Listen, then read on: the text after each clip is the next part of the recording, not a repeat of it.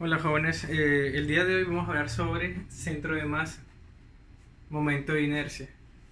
Estas son dos aplicaciones del cálculo vectorial, es decir, más propiamente aplicaciones de la doble integral. Entonces, esta parte es muy interesante porque por lo menos ahorita vamos a hablar sobre el centro de masa. Entonces, todo esto de centro de masa y momento de inercia, nosotros las podemos calcular a través de una integral doble. Entonces, esto es la parte pues interesante del cálculo vectorial de integración múltiple, ya que acá vamos a poder aplicarlo realmente a algo concreto, ¿cierto? Entonces, el principio es muy interesante. Entonces, fíjate de que la masa de un sólido simplemente es una doble integral. Es la doble integral de una medida de densidad calculada en una región. Entonces es algo como esto para que tú te puedas contextualizar. Tú puedes decir que la masa simplemente es una doble integral en una región dada de una medida de densidad. Esa sería la ecuación que utilizamos para calcular la masa de un sólido. Ahora, nosotros en esta parte vamos a calcular o vamos a encontrar el centro de masa. Entonces, para nosotros calcular el centro de masa es muy sencillo, porque el centro de masa como tal va a ser simplemente una coordenada, ¿cierto? Esa coordenada, jóvenes, nosotros la vamos a llamar x barra, y barra. Entonces, si yo quiero calcular el centro de masa de un objeto cualquiera, entonces yo debo guiarme con esta ecuación que está acá, con esta doble integral que me modela la masa de ese objeto. Aparte, como yo estoy hablando de un centro de masa, simplemente voy a calcular estos valores que están acá, x barra y y barra. Pero entonces fíjate de que x barra va a ser un cociente, al igual que y barra, que es otro cociente. Entonces, para yo tener claro cómo es ese cociente, pues es muy fácil. Simplemente voy a calcular la masa en y la masa en x. ¿Qué es esto? Primero vamos a ponerlo así para que tú lo puedas ver claramente. O sea, voy a calcular mx, que también es una doble integral en la misma región de x multiplicada por la densidad diferencial de A. Y claro, evidentemente la my va a ser simplemente la doble integral en la misma región R de y multiplicada por la medida de la densidad.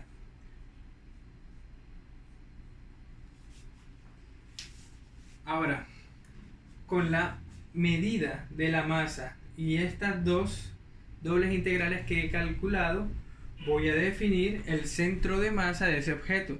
Y ese centro de masa, recuerda que está definido por x barra, y barra, porque es una coordenada. Entonces, el centro de masa quedaría definido de la siguiente forma. Mira, vamos a escribirlo por acá. Así, mira. X barra, y barra, ¿cierto? Donde x barra simplemente es mx sobre m y y barra es my sobre m. Ya. Esa va a ser el centro de masa de un objeto cualquiera al que yo le quiera calcular. Entonces, nosotros utilizamos más que todo esto en ejemplos que sean claros, por lo menos barras homogéneas o no homogéneas. A través de estas ecuaciones nosotros podemos calcularle el centro de masa. y verás más adelante, después de algunos ejemplos que te voy a mostrar, que el momento de inercia no es muy diferente. De hecho, la manera de cómo se calcula el momento de inercia es muy similar al cálculo del centro de masa. Entonces, eso es lo que vamos a hacer en este momento. Ahora les voy a presentar un ejemplo de cómo se calcula el centro de masa. Pero antes, les quiero expresar algo. Yo les había mostrado hace un momento acá que x barra simplemente era mx sobre m y que y barra es my sobre m. En algunos libros, te lo digo porque he encontrado que algunos libros definen el centro de masa de la siguiente forma. Yo voy a quedarme con esta definición. ¿Por qué me voy a quedar con esta definición? Porque es la que más he encontrado, es la que más se repite en la red, en los libros que he consultado. Pero por lo menos un libro que nosotros nos hemos guiado, que es el libro de Leithol, ese libro define a x barra de la siguiente forma, como my sobre m, y a y barra la define como mx sobre m. Entonces, esta como tal, esta definición del centro de masa que está acá, la he visto en uno que otro libro, pero he visto mucho más esta que está acá. Por esa razón voy a utilizar esta. Solamente quería decirte eso por si de pronto cuando estés estudiando el libro de Leithol vas a ver esta definición que está acá. Pero no, voy a usar esta. Entonces, ahora vamos a calcular el centro de masa de este ejemplo. En este ejemplo, jóvenes, por lo menos me dice, este es un ejemplo tomado del libro de Leithol, me dice que una lámina que tiene una forma de triángulo, rectángulo isósceles, tiene una medida de densidad superficial que va variando de acuerdo al cuadrado de la distancia a partir del vértice del ángulo recto. Es algo como esto. O sea, nosotros vamos a tener... esta va a ser como la distancia en X y esta va a ser la distancia en Y. Pero ojo lo que te dice. Ojo lo que te dice. Porque él te dice que va variando de acuerdo al cuadrado de la distancia a partir del vértice del ángulo recto. Entonces te dice, si la masa se mide en kilogramos y la distancia en metros, me pide que calcule la masa y el centro de masa de la lámina.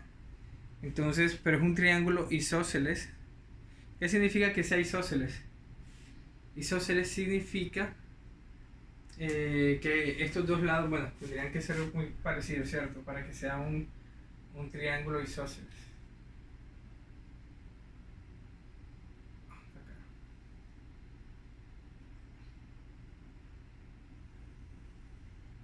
Para que sea un triángulo isósceles. Entonces, como ya yo sé que es un triángulo isósceles y me dicen y me están explicando cómo está variando la medida de la densidad, yo recuerdo lo que les dije hace un momento, que la medida de la densidad la vamos a anotar con rho de x, y. Entonces me dice, ojo, que la medida de la densidad está variando al cuadrado. Entonces esa medida yo la podría expresar como una constante k multiplicada por x al cuadrado más y al cuadrado. Entonces la idea es que la masa sea medida en kilogramos, ¿cierto? Y yo te había dicho hace un momento también,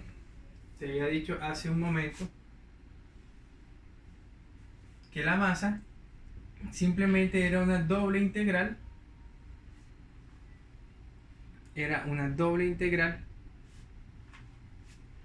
en una región de la medida de la densidad. Esa es la ecuación que yo te tengo a ti, que yo te expliqué a ti de masa, ¿cierto? Entonces yo a partir de allí puedo comenzar a calcular esa masa, ¿cierto? Entonces, lo que puedo hacer ahora simplemente es, voy a reescribir esto, como para que me vaya quedando la forma de lo que necesito resolver. Que va a ser k, pero k es constante, ¿verdad? Yo lo puedo sacar, me quedaría acá que multiplica a x al cuadrado más y al cuadrado diferencial de a. Hasta ahí todo está bien. No tengo ningún inconveniente en este momento. Entonces, yo tengo que, tengo que ver, construir la región, ¿cierto? Pero yo tengo un dato muy interesante y es que el triángulo es isósceles. Significa que estos dos lados, el lado de x que está ya dibujado en la gráfica y el de y, tienen exactamente la misma medida porque es isósceles. Y este sería el ángulo recto, ¿verdad? Entonces yo voy a quitar esto, como para que lo tuvieras orientado, te orientaras. Porque yo sé que él es isósceles por la definición. Significa que de aquí a acá, él mide a, es más, vamos a ubicarlo en el plano. Bueno, a es el de x, es el de y. Y evidentemente acá también va a medir a, ¿cierto? Ahora, pero yo tengo que ver, bueno, en x no tengo ningún problema, porque yo puedo decir inmediatamente que en x va desde el 0 hasta a, ¿cierto? No veo ningún problema. De hecho, esa podría ser la integral del exterior. Yo puedo decir entonces que la masa es igual a la integral que va desde 0 hasta a, acá. Y la medida de la densidad, bueno, me faltó la acá, que es x al cuadrado más y al cuadrado por diferencial de y, diferencial de x. Claro, porque x es de 0 a, mira, ve. Ahora me faltaría y. Si yo miro así, evidentemente sería esta curva, esta recta que está acá, que es 0, hasta esta, ¿verdad? Entonces tengo que encontrar la ecuación de esa línea recta que está allí. Y yo tengo esta coordenada, yo tengo que aquí x vale a y que y vale 0. Y aquí tengo que acá x vale 0 y y vale a. Puedo utilizar la ecuación punto pendiente para hallar la ecuación de esa línea recta que está allí. Entonces yo puedo decir inmediatamente que la pendiente evidentemente va a ser menos 1, ¿cierto?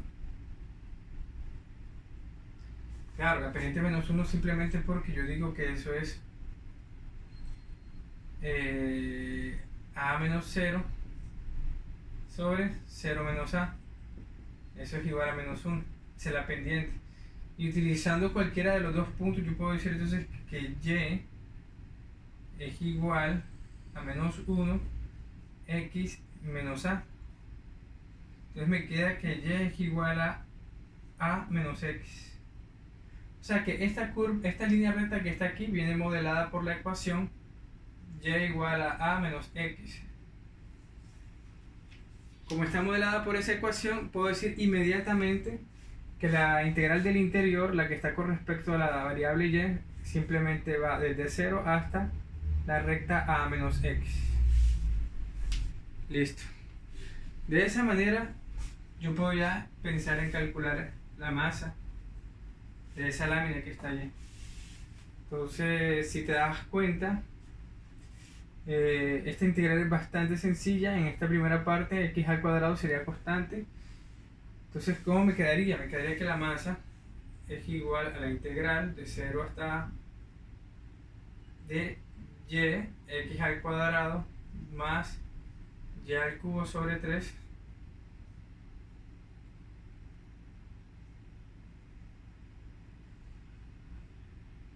y al cubo sobre 3.